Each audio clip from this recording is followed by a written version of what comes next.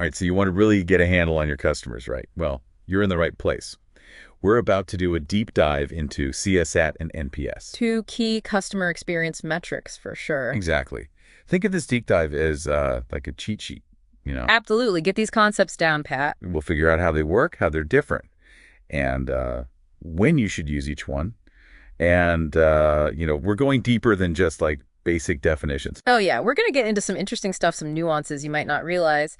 It's true, CSAT and NPS, they seem pretty straightforward at first glance. Right. But there's more to them than meets the eye. It's not just apples and oranges. We're talking about two sides of the same coin, really. Two sides of the same coin. I like that. Okay, so to make sure everyone's on the same page here, let's nail down the basics.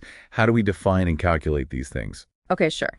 Let's start with CS, which stands for Customer Satisfaction Score.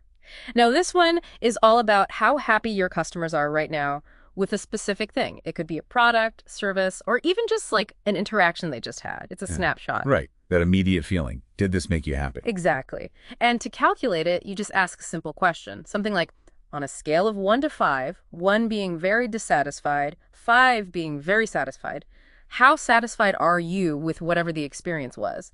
And then you take the number of satisfied customers, which, are usually those who answer 4 or 5. You divide that by the total responses and multiply by 100 to get your percentage. Okay, so capturing that in the moment feeling, what's considered like a good score for CS? Well, it does vary a bit, depending on what industry you're in and your goals. But generally, 60 to 80% is considered good. Okay. And above 80, that's excellent. Excellent. All right. Now let's tackle NPS. This one often feels a little more I don't know, maybe mysterious. Yeah, NPS can be a bit more enigmatic. It stands for Net Promoter Score, and it's about customer loyalty and advocacy. Not just immediate reaction, but how likely someone is to recommend your company. Right. Based on their whole experience. Exactly. So you ask, on a scale of 0 to 10, how likely are you to recommend your company to a friend or colleague? Then you group those responses. 0 to 6, those are your detractors. 7 and 8, those are passives. And then 9 and 10, those are your promoters. Then you subtract the percentage of detractors from the percentage of promoters. So you can actually end up with a negative score. You can. That's a big difference from CSAT, right? Right. CSAT's always positive, but NPS, it can dip into those negatives if you've got more people who are, not happy. Yeah, exactly. A negative NPS, it can be a warning sign. Yeah. Potential churn, brand damage. Yeah. You've got more unhappy customers who might, talk bad about you than happy ones singing your praises. Something to address for sure. Yeah.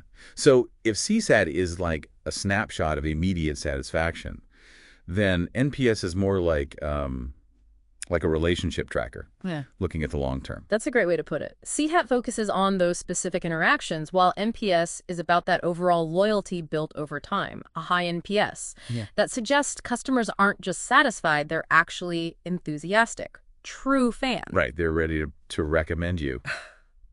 Okay, so this brings up an interesting question then. If we're trying to get a complete picture, right, does that mean we need to use both of these metrics? I'd say absolutely. Using both CSAT and NPS gives you a more well-rounded understanding. It's like looking at something under a microscope, and then you zoom out, you see the whole landscape. Yeah, I see what you mean. But if they're so different, why are they both considered like industry standards? It seems like we're comparing two very different things. That's a great point, and it leads to something interesting. You see, despite their differences, CSAT and NPS actually share some key similarities. They're both about the customer experience. They use these quantitative scoring systems, and maybe most importantly, they both give you feedback you can actually use. Feedback that can help you improve and ultimately affect your bottom line. Okay, so different perspectives. But they both help us understand what customers are feeling Exactly. and track our progress and see where we can improve. So using both is really important, almost essential, it sounds like. But wouldn't it be easier to just pick one and like try to convert the scores? I mean, if I have a good CSAT score, can I assume my NPS will be good too? That's a common thought, but it's actually a bit of a myth. You can do the math, you can rescale things, but converting one score into the other, it's misleading. Really? Why is that? I mean, they're both measuring customer sentiments, right? Yeah. Shouldn't there be some connection? The problem is, they're measuring different aspects of sentiment. Remember, CSAT is about that immediate right now satisfaction, NPS. It's about a customer's overall feeling about your brand, their willingness to be an advocate. You could have a high CSAT score for one interaction, but a low NPS overall.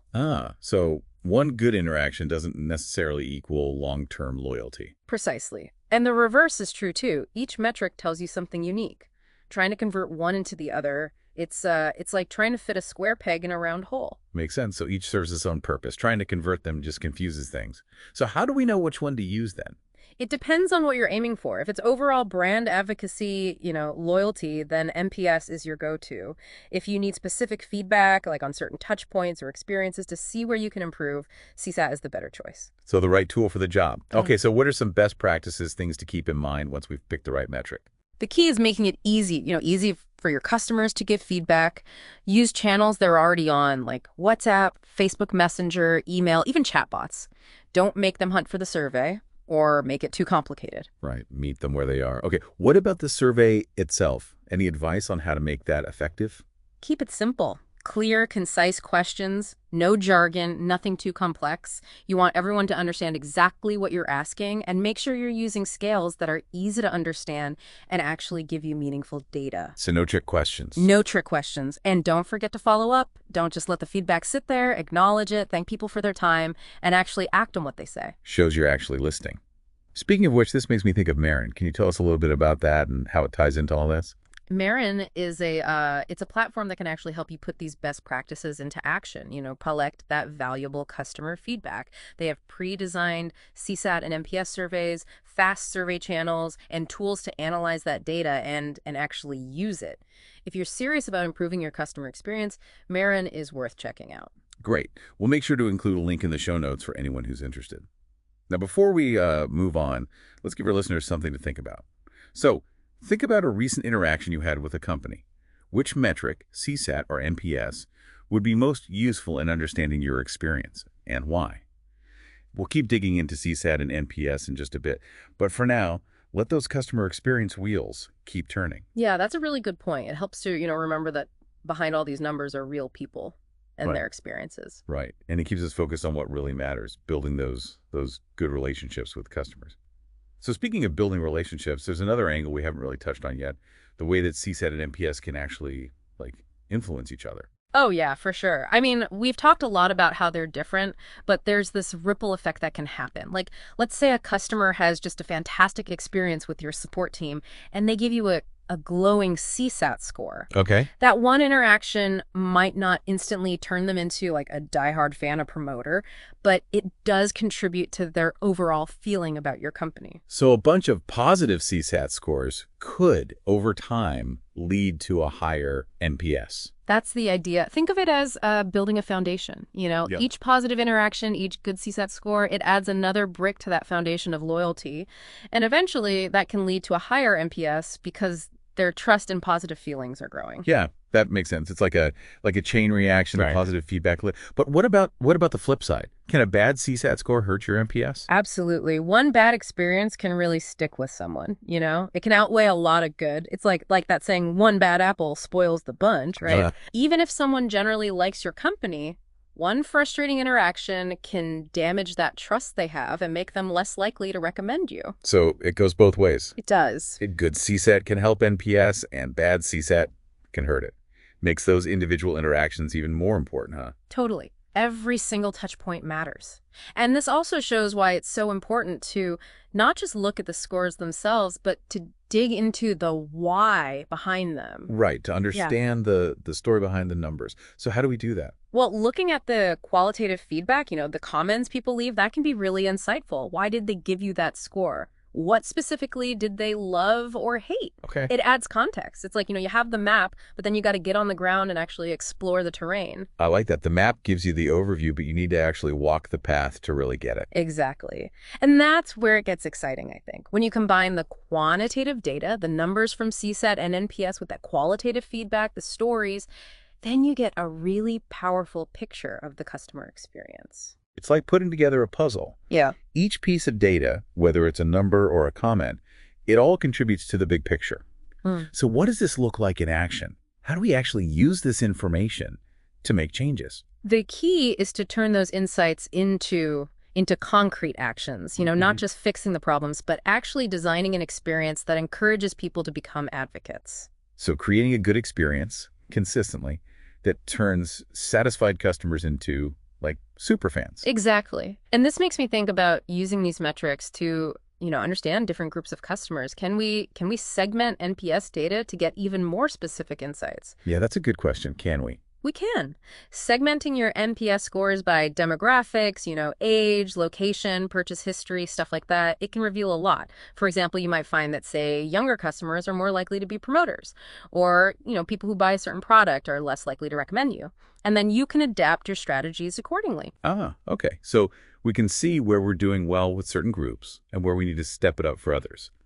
This also brings up the idea of, choosing the right channels for these surveys. Does it matter where we ask these questions? It does. You got to think about where your customers are, where they're most active and open to giving feedback. If they're all on social media, maybe a survey embedded in a Facebook post will work better than an email. Right, so go where they are. What about the questions themselves? Any tips for making them more effective? Keep it simple, no jargon, clear and concise, directly related to the experience you're trying to measure. Okay, so simple and to the point. This makes me think about something we were talking about earlier, the idea of actionable data. Yeah. How do we actually turn all these scores and comments into improvements? Well, that's where the analysis comes in. You look for trends, patterns, common themes in that feedback. Okay. Like, say you see a lot of low CSAT scores about your checkout process. That's a pretty clear sign that something's wrong there, causing frustration. Yeah, got to figure out what's causing that friction and fix it. Hmm. We can use this data to track whether those fixes are actually working. Exactly. By watching those CSAT NPS scores over time, you can see if the changes you're making are having a positive impact. It's a constant process, Gather feedback, analyze, improve, measure, repeat. So it's not just about understanding the experience, but about using that understanding to make things better. CSAT and NPS can be pretty powerful tools, huh? They are. But we can't forget the human element. All this data is important, but ultimately we're dealing with people, right? Right.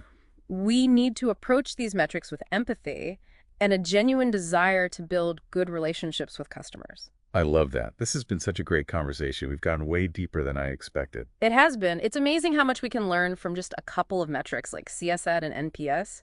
Yeah, it's really been eye-opening. I feel like we've uncovered some real gems here. We've talked about, the current state of customer experience, how we understand it now, but what about the future? Any thoughts on how these metrics might change, might evolve? That's a really interesting question. I think we're going to see an even bigger focus on personalization and getting feedback in real time. As technology gets better, we'll have more powerful tools for gathering and analyzing customer data. We'll be able to tailor experiences, and address issues right away before they become big problems. So moving away from these one-time surveys and towards more of a constant conversation with customers. Exactly. Imagine being able to know what a customer needs before they even tell you. Right. Or being able to fix something before they even complain. That's the power of real-time feedback and predictive analytics. Yeah, it sounds pretty futuristic.